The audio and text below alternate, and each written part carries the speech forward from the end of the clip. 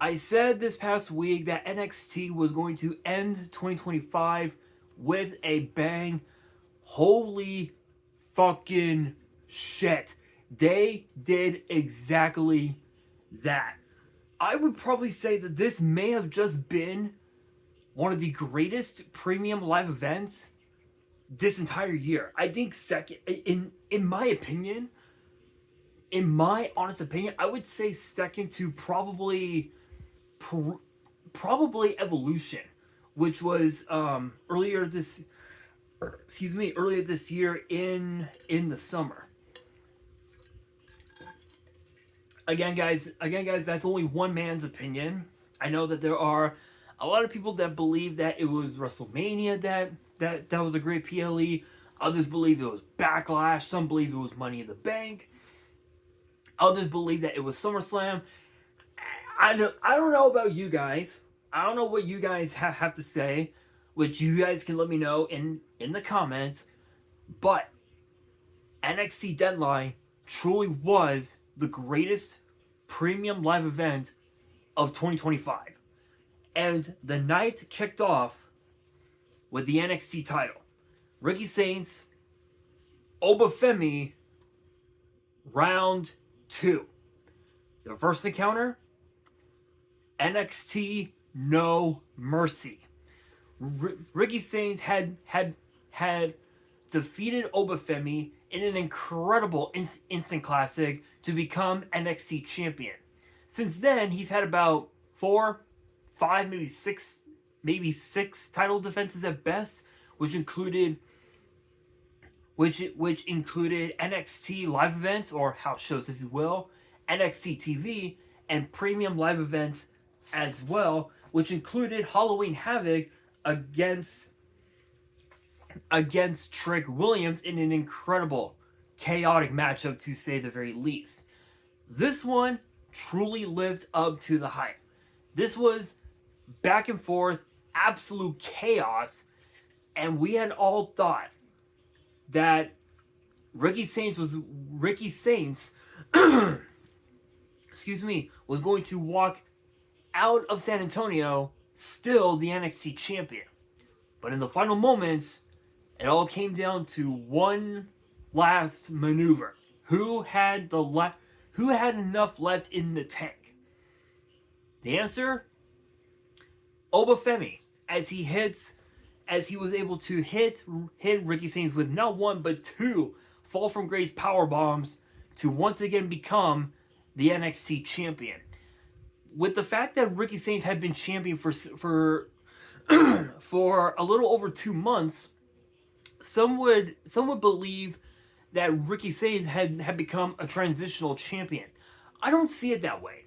The way I see it, this proves that Ricky Saints is 100% ready for the main roster, and I think it's only a matter of time before we do see Ricky Saints make his way over to the main roster. But where would he go? Raw or SmackDown? Honestly, it's hard to say. My opinion, 100% Monday Night Raw. Because think of the star power that's on Raw. You got guys like Seth Rollins. You got guys like Logan Paul, the Braun Brawns. You've got Jey Uso. You got Jimmy Uso. You got Roman Reigns. You've got the New Day. You've got AJ Styles. You got so much incredible talent that any one of them could be a good first opponent for absolute Ricky Saints. And you even also have as well the World Heavyweight Champion CM Punk. So there's definitely a lot to consider for Ricky Saints. Even on SmackDown, I mean you got guys like Randy Orton, who we hadn't seen much of at all this year, unfortunately. Bit unfortunate, but it is what it is. The WWE Champion Cody Rhodes. You've got Fraxium. You've got the Motor City Machine Guns. You've got DIY. You've got Ilya Dragunov, the current U.S. champion. You've got the White Six. You have the MFTs. Right now, WWE right now, over the last couple of years, have been nothing more than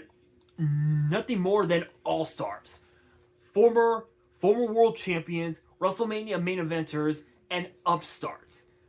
That right there is what, in my opinion, is what professional wrestling is all about. And Ricky Sainz made the right call by joining WWE.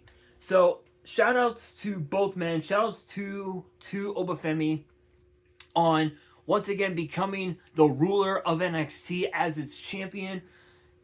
Now it's off to New Year's Evil in a few weeks.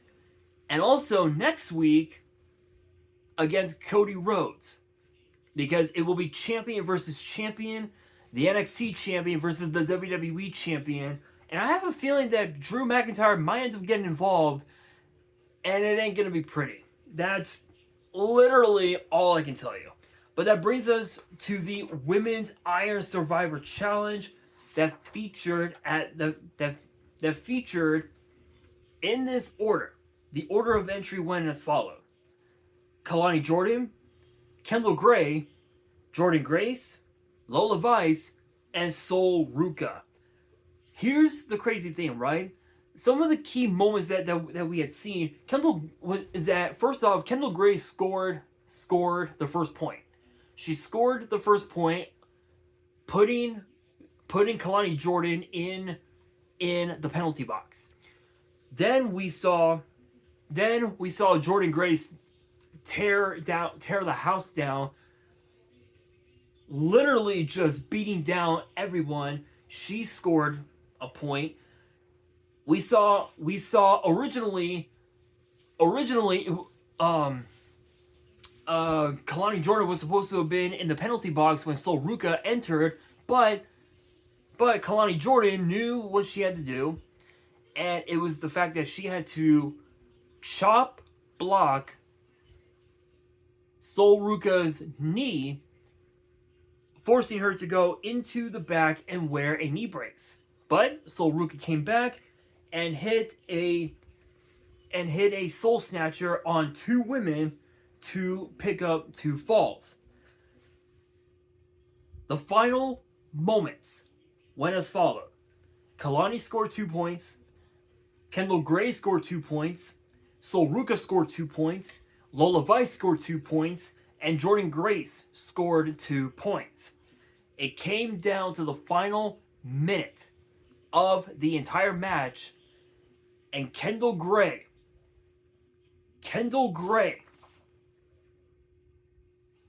was able to score the final point to become the Women's Iron Survivor, and now she has the chance to make history, because she has the opportunity to become the only person ever in WWE to hold the Evolve Women's Championship and the NXT Women's title in the exact same run. And the fact that Kendall Gray became the dark horse in this match proves that WWE made the right call making her the Iron Survivor. That was such a great judgment call. All because of the fact that all 4 of the other women, they've had their shot at championship gold in NXT, whether it was tag team gold, the North American title, the women's title. Now it's Kendall Gray's turn to take a crack at JC Jane and the NXT women's title, and it's gonna be interesting to see how this rivalry will play out going into New Year's Evil. But that brings us to the NXT North American title between Ethan Page and Mr. Iguana. Not gonna lie, I feel like if I'm being completely honest here, I feel like that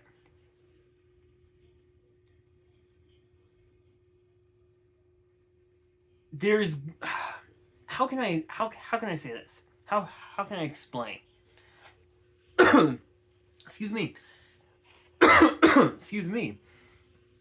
every time we see Ethan Page defend the North American title, or see him and Chelsea Green defend the AAA mixed tag team titles, he always finds a way to cheat out victories non-stop. And as of right now, with Ethan Page's victory over Mr. Iguana, he has now broken Johnny Gargano's reign for the 5th longest reign as NXT North American Champion, which means that he is, I believe, another 4 months. I believe he is now a little under 4 months away from breaking Obafemi's record of 274 days as North American champion. So there is definitely a lot of pressure being put onto All Ego. And if I'm being honest, if there's one person that can pull it off, it's going to be Ethan Page, because this has probably have been the best version of Ethan Page we've seen since he arrived in NXT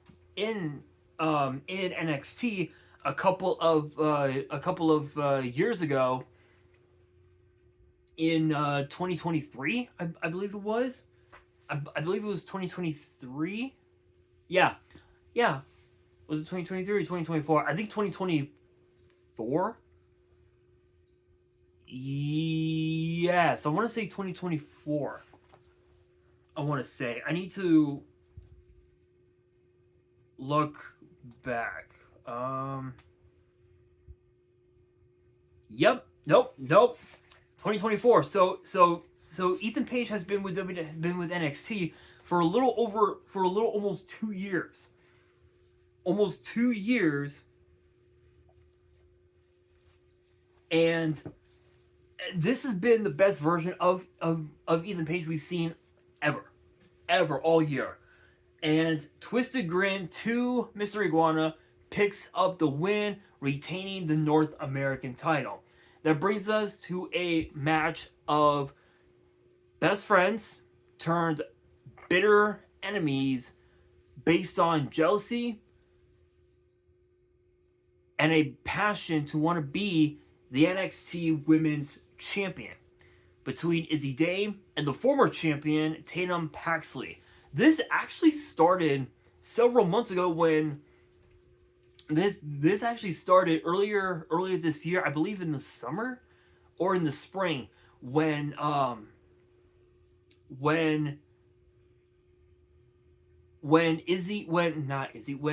Tatum Paxley had lost her friends Shotzi Blackheart and Gigi Dolan of getting released. When they got released, she lost everything. She lost all of her friends. She lost all hope. Izzy Dame came into the fold of the Culling, and months later, she became the NXT Women's Champion after winning a Battle Royal out of nowhere.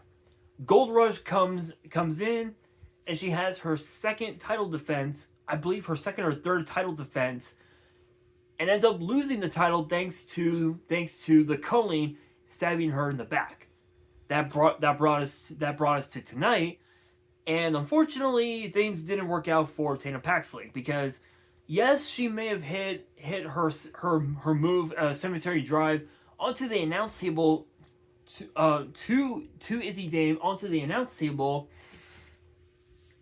The Culling just played too many mind games, and it did not work out for Tatum Paxley, as Izzy Dame was able to hit a massive powerbomb spinebuster move. I don't know what that's called, but she calls it Dame over to pick up a huge victory over Tatum Paxley, which could potentially put her in line for a future shot at the NXT Women's title.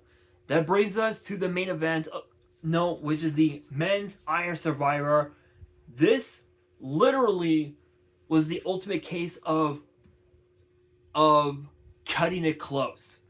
The order of entry went as followed: Leon Slater, Javon Evans, Miles Bourne, Dion Lennox of Dark State, and Joe Hendry.